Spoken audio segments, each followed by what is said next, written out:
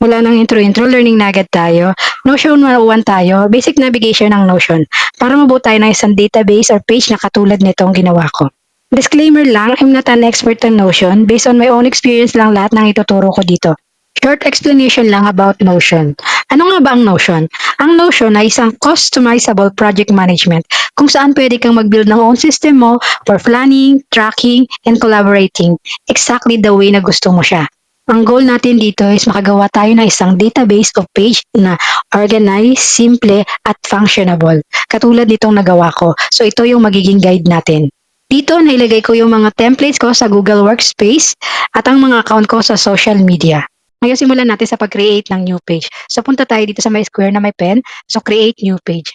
Ang page sa Notion ay tinatawag din na database. May iba't ibang klase ng database. Punta lang tayo dito sa 3 dots. So may makikita kayo ang iba't ibang klase ng database. May table, may board, may list, may timeline, calendar, gallery. At pwede rin kayong mag-import ng database. So for this tutorial, ipapaliwanag ko sa inyo na para ma-create natin itong katulad ng ginawa kong Digital Hub, may mga dapat kayong tandaan. Sa pag-create ng database na kailangan nyo ng maraming database inside the database, huwag kayong makiklik ng specific database katulad ng table, board, list, timeline, calendar, or gallery.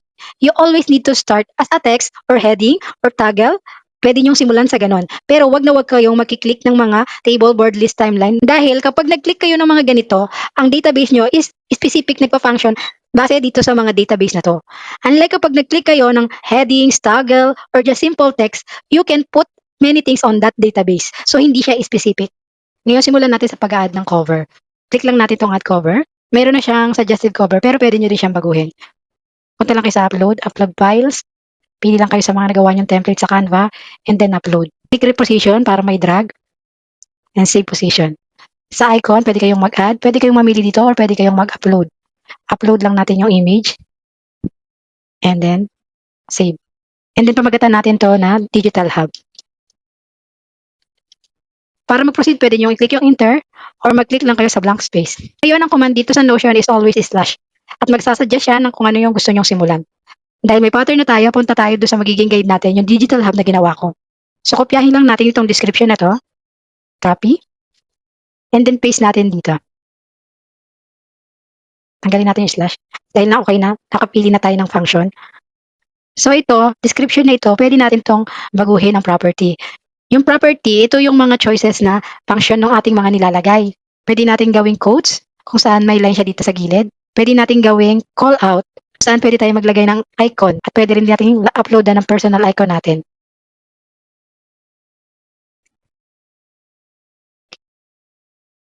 Ngayon, nasa sa inyo na kung anong gusto nyong gawin sa kanya. Pero tulad ng sabi ko, huwag kayong magsisimula sa table, gallery, form, or calendar. Dahil magiging problema yung function niya. Pwede din yung baguhin yung color niya by highlighting. May appear sa taas. Pwede yung baguhin yung color ng font. At pwede rin kayong mag-background. Pwede nyo rin i-bold. So, bahala na kayo. Anyway, pwede rin kayong magbago ng font dito sa may 3 dots. So, may makikita kayo diyang option ng font. Kung gusto nyo i-widen yung inyong tab, pwede nyo i-full wide. Ngayon, punta naman tayo sa next section kung saan lahat ng Google Workspace templates ko is transfer ko. So, copy lang natin to, may essential files, papunta sa Digital Hub na ginagawa natin. So, click lang sa empty space and slash. So, pwede natin simulan sa text and then paste natin. And then, pwede natin i-change into heading. Pag heading kasi, nagiging bold siya at maganda. Wala naman siya ibang totally function. So, pampaganda lang siya. And then, click ulit tayo sa empty space, slash. Ang gagamitin natin is toggle. Toggle list. Bakit nga ba toggle list? Mas gusto ko ang toggle list kasi I can put many without too much crowded. Kasi pwede ko siyang i-customize at paliitin yung space. So from here, kukuha lang tayo ng isang toggle. Ito ay mga templates ko from Google Workspace. Papakita ko sa inyo kung bakit gusto ko ng toggle. See, i-click ko siya. Andito lahat ng mga templates ko. And then inside the templates, mayroon pang details na inilalagay ko. So yan ang kagandahan ng toggle. Marami siyang nailalagay. At the same time, collapsible siya. So copy lang natin to. Dali natin sa kabilang hub. And then paste. And then, enter tayo or click sa empty space. Ngayon, pwede tayo pumunta inside the toggle at doon tayo mag-create. Slash lang natin. Create ulit tayo ng toggle. And then, pangalanan natin siyang resume. Kasi inside that resume, maglalagay ulit tayo ng file. Ngayon, may isa pang trick. Pwede tayo mag-click din dito sa labas. And then, text. And then, lagyan natin ng resume. At pwede natin itong i-drag papunta sa loob ng social media templates by holding this 6 dots. And then, hintayin natin yung blue line na umappear doon sa ilalim ng pamagat. And then, andyan na siya. So, pwede natin siyang i-collapse. So, andun na siya sa loob ng social media templates. Collapse uli natin. And then pwede din natin itong i-change sa toggle din. So inside this, magkakopy tayo ng file from drive para dyan natin ilalagay yung resume natin. So command slash. So ang pipiliin naman natin dito ay embed. So kunin lang natin yung link. Share. Change the restriction. Anyone with the link. Just a viewer. Copy link. Balik tayo sa Notion. And then paste. And then embedded the link. So ayan na siya. So ganun lang kadali. So kapag yung URL, ang kailangan yung gamitin is /embed. Pero sa ibang function, ang nakalagay sa kanya is URL. Either URL or embed pag link. At kung gusto naman yung image, pwede rin naman kung may uploaded kayo sa inyong computer. So ang gagawin nyo is image. Now we're done with these essential files. Nakagawa na tayo ng toggle list. And then inside toggle list ay meron din tayong toggle list. And then nakapag-embed tayo ng link. Isang example lang ang binigay ko sa inyo kasi lahat naman sila is pare-pareho ng function, naka-toggle list. Ngayon, tumayo naman tayo sa YouTube account ko. So bago yan, maglagay muna tayo ng divider. Punta tayo dito sa Digital Hub. So command. Ita-type natin is divider. So click lang natin yung divider and then magkakaroon na tayo ng linya na naghihiwalay sa kanilang dalawa. Ang next na gagawin natin is YouTube account ko. So dito, mas marami kayong matututunan kasi mag-i-insert tayo ng iba't ibang database. So this is a toggle list. Ngayon, may papakita ko sa inyo na hindi mo magagawa minsan sa Notion. So, i-highlight natin to para i-copy-paste. Pero, hindi nagpa-function ang cut copy-paste. So, minsan ganun siya. So, ang gagawin natin is manually natin siyang itatype. So, punta tayo sa Digital Hub natin, slash, and then toggle list. Kasi yun ang function niya. Type natin yung title. So, ayan na siya. So, i-click natin to kung anong nasa loob ng ating YouTube account. So, makikita nyo may dalawang toggle sa loob. So, unahin natin ito ang isang toggle. So as you can see, meron siyang kung kailan ako nag-join ng YouTube, description, link, and another toggle. So dito sa welcome, subukan natin i-copy. So hindi pa rin siya nakaka-copy. So ang gagawin natin sa kanya is manually isusulat uli natin. Tayo sa hub, inside this toggle, mag-create tayo ng another toggle. So ayan na siya. So under that toggle, meron tayong join. So try natin i-copy ulit to. So ayaw pa rin niya. So manually isusulat pa rin natin siya. So, punta tayo under the toggle. So, this time is text lang siya. And next is a description. So, description, this time, ang function naman ito is page. So, punta tayo sa hub, slash, page po ang function niya. So, sa page, pwede kang magsulat. So, lagyan natin to ng title. And then, i-copy-paste lang natin yung description. So, inside description, as you can see, pwede kayong magsulat. So, ito, pwede na natin siyang kopyahin. So, minsan, hindi talaga nagpa-function ng copy-paste in Notion. Tayo sa ginawa nating description, enter lang, slash, text, and paste. So, andyan na siya. Balik ulit tayo sa ating guide. So, eto, may kakaiba dito sa YouTube link. So, nakita nyo, link siya. Pero, ang ginamit ko dito is text lang. Dahil hindi nagpa-function sa kanya yung embed. So, paano ko siya nilagyan ng link na gamit lang ang text? So, punta tayo sa Digital Hub. And then, page uli ang gagamitin natin. So, pamagatan natin itong YouTube link. And then enter. So, text lang po siya. Kasi nasubukan ko na yung link, hindi siya nag-function. So, ang ginawa ko lang is tinype ko lang yung pinakang URL niya para malagyan ko ng link. Papakita ko sa inyo kung paano ko siya nilagyan ng link. So, type lang natin www.youtube.com/Indira Virtual Desk. So, ganyan po siya. So, punta lang tayo sa YouTube ko. Kunin lang natin yung pinakang link. Copy the link, back to Notion. Para malagay natin yung link dito, is i-highlight natin siya. And as you can see, may link dito sa taas. So, add link, and then, paste the URL na nakuha ninyo sa YouTube nyo. And then, click that. And then, magiging clickable na siya. So, sa ganung paraan, nagawa ko lagyan ng link yung aking words. Dahil hindi nagpa-function sa kanya yung embed. Yun yung iba pang way para magkaroon ng link. So, balik tayo sa Digital Hub na ginagaya natin. This time, ipapakita ko sa inyo na magkakaroon na kayo ng database into database. So, itong YouTube Content Plan, this is another database. So, ang database ito is table and calendar. So, paano ko siya ginawa? Papakita ko sa inyo.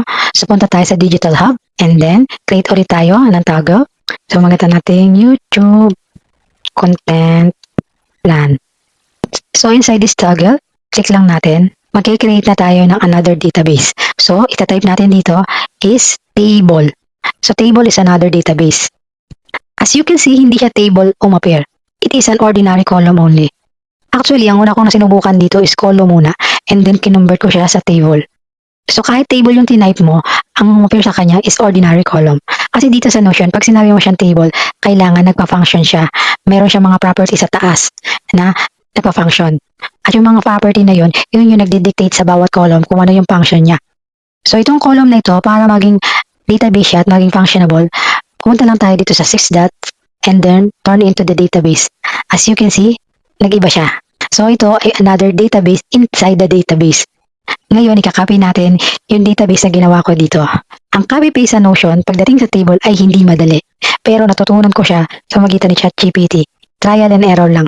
So, ang gagawin natin, click lang natin yung box hanggang umappear yung kanyang blue.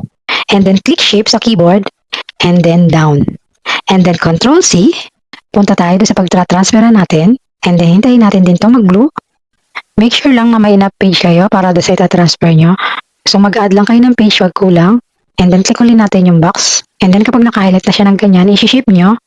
And then downward para ma-highlight yung column. And then Control-V. So ayan na po siya. Ganun lang po ang pag-copy sa Notion. Hindi siya katulad ng sheet na pag-click mo sa bandang taas, na-highlight na yung buong column. Ngayon dahil ito ay database na table, so dito makaka-encounter kayo ng kakaibang function ng column. Sa mga column, kailangan nyo siyang bigyan ng type or property. So, dito, una natin ilalagay is date. And then, papalitan natin ng title. So, date. So, yung buong column na yan, ang function na yan is date. Kapag click mo, automatic may appear na date. And then also, you can include time kung gusto ninyo. So, ito ang kakaiba sa Notion. Ang mga column nila sa taas ay may mga function or may property. Unlike sa sheet, you manually input. So, ngayon magkakopy ulit tayo ng data mula dito sa hub. So, ulitin lang din natin yung ginawa natin. Wait for the highlight na maging blue. Shift, highlight hanggang baba. Control-C. And then, punta tayo doon sa ating table. Highlight hanggang baba. Control-B. Ulit-ulitin lang natin hanggang sa matapos natin yung column. And then dito, sumunod na function is description. So, this is only text. So, type is only text. So, text ba? So, palitan lang natin ng description. Description, and then, okay na siya. Copy ulit natin yung nandun sa description, highlight, shift, downward, and then copy, highlight, shift, downward, and then Control-B. And then, para mag-add ng another column, click the plus sign, and this time is URL ang gagamitin natin. Kasi, link na yung ilalagay natin. So, as I said before, merong embed at meron ding URL ang gamit. So, punta tayo sa Digital Hub ko. So, copy natin yung mga URL. Shift downward. Control-C. Lipat sa Digital Hub. Highlight. Shift downward. Control-V. So, mag-add ulit tayo. This time, ang gagamitin natin is file and media. Bakit file and media? Kasi mag-upload tayo ng image. So, sampulan ko lang kayo kung paano mag-upload ng image. So, click lang natin. Upload image or embedded link. So, mag-upload lang tayo ng image. So, gagawin natin choose file. So, upload yung image and then nandyan na siya. So, delete lang natin dahil meron na tayong kopya. Nagawin natin, ika-copy paste lang natin. So, from here, so shift, downward, highlight, copy, lipat sa kabila, shift, downward, highlight, Control-B. So, next naman natin is maglalagay tayo ng status. So, sa status, ang gagamitin nating property is select. So, change natin ang title. Select. Bakit select? Para makapili tayo kung alin sa kanila yung ilalagay natin. Ang status, pwede tayong maglagay ng edit property. So, mag-add lang tayo ng on, process, enter, schedule, enter, posted, enter. So, kaya napili natin yung select. Pag-click natin dito, mamimili tayo sa kanilang status. So, lahat yan posted na. So, kiklik lang natin is posted. So, nakita nyo, nakagawa tayo ng database inside database. Ngayon, itong database na to, pwede natin itong i-convert into calendar and gallery and form. Just click the sign and choose the other view. So, we can click calendar. As you can see, naging calendar siya. This is another database. Pwede rin natin siya gawing gallery. Pero dahil iba ang gusto ko, ayoko na nandiyan ang gallery. So, gagawin ko ang gallery outside. So, yung gallery ko is outside, kaya gumawa ko ng panibagong database. So, ito yung gallery ko. Ngayon, nakagawa na tayo ng database inside database. At dalawang database ay yun ay table at calendar. Ngayon gusto ko mag-add ng isang database, which is gallery. So pwede natin siyang i-add view na laang at i-click itong gallery. At itong table na to is mag-convert into gallery. Kaso ang gusto ko is nasa labas siya. So ang gawin lang natin is slash and then create tayo ng another toggle. Lagyan natin siya ng title na YouTube Gallery. So inside toggle, slash lang tayo and then type gallery. So ayan na siya, another database. So click lang natin yung new page para mag-create tayo ng gallery. So here, maglalagay tayo ng title. So here, maglalagay tayo ng details. So ipapakita ko sa inyo yung gallery ko sa aking digital hub. Ito ang mga details na nilagay ko inside my gallery.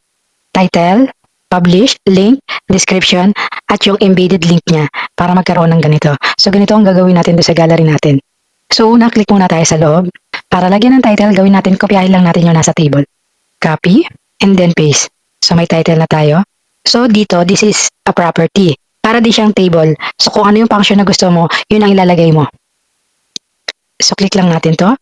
So pinalitan natin ng title. So yung type niya is date. So select natin is date. And then magpa-function na siya sa date. So tingnan natin kung anong date natin na-publish yung content. October 24. As you can see, nung nilagay natin yung title, nagkaroon na rin siya ng title dito sa unahan. So click lang natin kung kailan natin na i-publish. 24. And then ayan na siya. And then change natin to into link. And then yung type is URL. Para yun ang maging function niya. About pala sa link, para pala maging clickable siya, kailangan URL ang gagamitin mo sa kanya. Kung simple text lang, hindi siya nagpa-function. So copy lang natin yung link ng content. Copy. And then paste. And then dito, maglalagay tayo ng description. Text lang yung function niya for property. So copy lang natin yung description. Copy. And then paste. Ngayon, ang mga property na to is movable. I-hold nyo lang tong 6 dots and pwede nyo siyang i-adjust kung saan nyo siya gustong i-adjust. And then, para may lagay natin yung parang video dito, slash and then embed. So ngayon, kopyahin natin yung link. Copy, paste, embed link. So andyan na siya. So pwede nyo siyang i-click at panoorin. Okay, sa cover, change cover, upload, upload files, upload thumbnail, andyan na siya.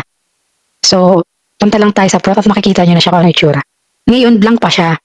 Ngayon, hindi umapir yung picture or yung cover. So, para umapir siya, punta tayo dito sa setting, and then layout. Itong card preview, imbes na page content, ilalagay natin siya sa page cover. So, ayan, nakita nyo na, umapir yung cover niya. And then, pwede nyo i-change yung size ng card. Punta lang kayo dito sa card size. So, pwedeng small, pwedeng medium, and pwedeng large. So, mas prepared ko small.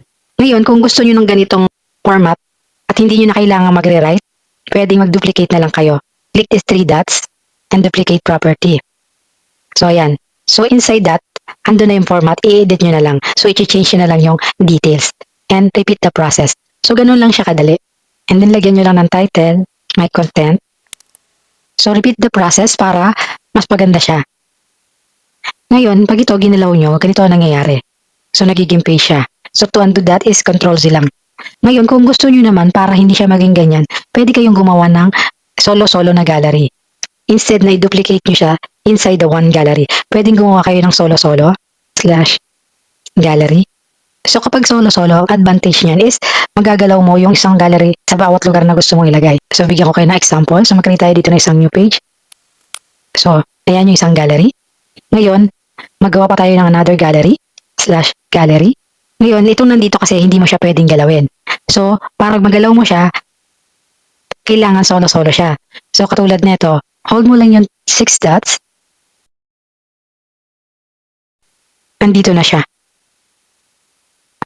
So, create lang tayo ng page ulit para makita natin. So, yan na siya. Magkalapit na sila. So, in that way, pwede nyo na siyang galawin. Unlike yung nangyari kanina, nung ginalaw natin to, naging page siya. So, para mangyaring ganito is magkikreate ka ng solo-solo na database na gallery. So, ganun lang gumawa ng gallery. Sobrang simple lang niya. Kung gusto nyo yung continuous, pwedeng isang gallery lang. Kung gusto nyo ng hiwa-hiwalay, kailangan solo-solo. Para mas ma-organize nyo yung position ng gallery. Ngayon, natutunan na natin yung 3 database. Yung table, calendar, and gallery. Alam na rin natin mag-build ng gallery. So, dumako na tayo sa last part. Dahil nag-build na tayo ng table, calendar, and gallery, magiging madali na lang tong last part na ito. So, this is started also sa toggle. And then, inside the toggle, there is a gallery. So, this is my Facebook page, Facebook group, Facebook personal, LinkedIn, Instagram, and TikTok. So, itong mga gallery nito ay hindi pa tapos. But I'll show you what inside. This is my Facebook page. So, yung detail niya. And then, I'm planning to put inside database table database inside my Facebook page, and this is going to be my content plan. So this time, gallery naman, ang lalagyan natin ng database, which is the table database, na pwede rin natin convert into calendar. And this is my Facebook group, so may details na siya. Meron na siyang title, group created, about, mission and vision, and then my content calendar, which is forming table and calendar. And this is my personal, so wala pa siyang detail. This is my LinkedIn, Instagram, and TikTok. So pare-pareho yung kanilang cover, pero magkakaiba ng kulay. Because I'm planning to boost my social media by building 100 content. So nasimulan ko na siya sa LinkedIn.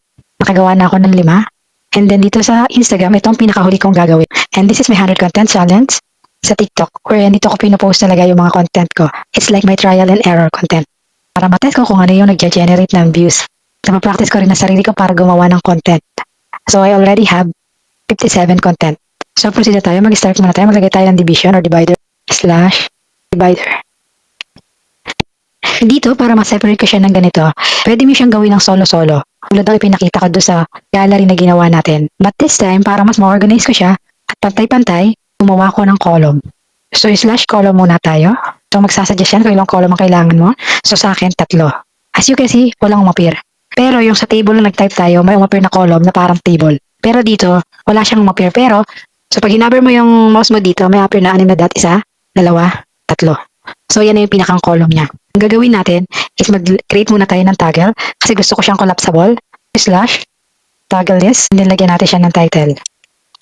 Facebook page. And then, inside the toggle, / gallery. So pwede na tayo mag-create dito. Lagyan natin yung title ko. So yung mga details, saka na natin ilagay yan. And then lagyan lang tayo ng cover for the purpose of this tutorial only. So upload tayo ng cover. So para umapir yung cover, punta tayo dito sa setting, layout, change the card view into page cover. Anyway, para makapaglagay kayo ng icon dito sa side, punta lang tayo sa loob, add icon, pwede tayo mag-insert ng personal icon natin. So upload image lang tayo. Upload image, save. So itong icon na to makikita nyo sa page. So ayan na siya. So dito hindi na tayo maglalagay ng details.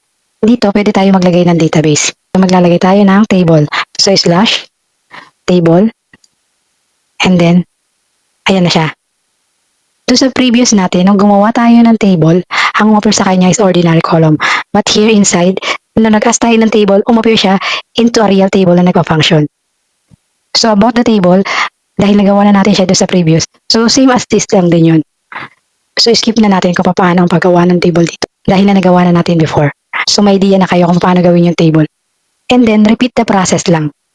Hanggang sa mabuo nyo itong ganitong klaseng style. So in that way, mabubuo nyo yung ganitong klaseng database na simple, organized, pero functional. I hope this simple guide of creating database inside Notion will help you to build your own database. You just need to practice lang para continuously na-develop nyo at naiintindihan nyo si Notion. Notion is not a friendly user. But then, kapag natutunan nyo siya, very useful siya. So hanggang dito na lang. So enjoy learning and continue upskilling. So kung palagay mo nakatulong itong ganitong tutorial, kindly follow, comment, like, and share para makatulong din sa iba. Salamat!